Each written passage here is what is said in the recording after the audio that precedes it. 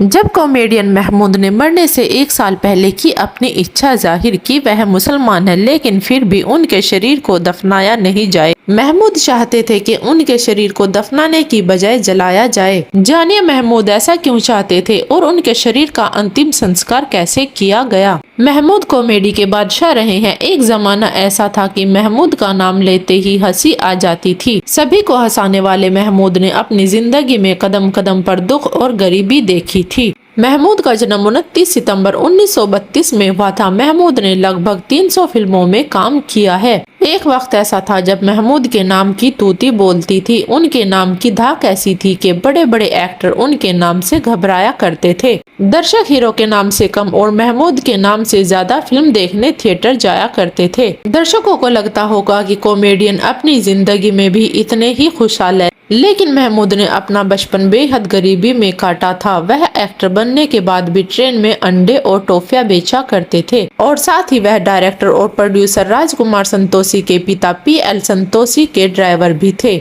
महमूद में हंसाने का टैलेंट कूट कूट कर भरा था। उन्होंने बॉलीवुड में अपनी मेहनत के बदौलत तकड़ी फैन फॉलोइंग बनाई थी। महमूद ने साल 1943 में आई अशोक कुमार की फिल्म किस्मत से बॉलीवुड में कदम रखा था। महमूद को फिल्म में काफी पसंद किया गया, जबकि महमूद का रोल बेहद मामूली था। यह फिल्म साल की सुपरहिट फिल्म रही थी, लेकिन इसके बाद भी महमूद ने एक्टिंग से ब्रेक ले लिया था, क्योंकि उनका परिवार आर्थिक तंगी से जूझ रहा था। बाद में फिर दोबारा संतोषी जी के कहने पर बॉलीवुड में काम करना शुरू किया, जिसके बाद महमूद को बेहद कामयाबी मिली और देखते ही देखते वह 50-60 के दशक के सबसे ज्यादा फीस लेने वाले एक्टर बन गए थे। महमूद मुस्लिम धर्म को मानते थे। उनका जन्म मुस्लिम परिवार में हुआ था, लेकिन महमूद चाहते थे कि मरने के बाद उन्हें दफनाया नहीं जाए बल्कि उन्हें जलाया जाए। इस बात का जिक्र हनीफ जवेरी ने अपनी किताब Mahmood a man of many mood में किया है। किताब के मुताबिक महमूद ने अपनी मौत से 1 साल पहले कहा था, मुझे दफनाया नहीं जलाया जाए। भले ही मैं एक मुसलमान हूँ,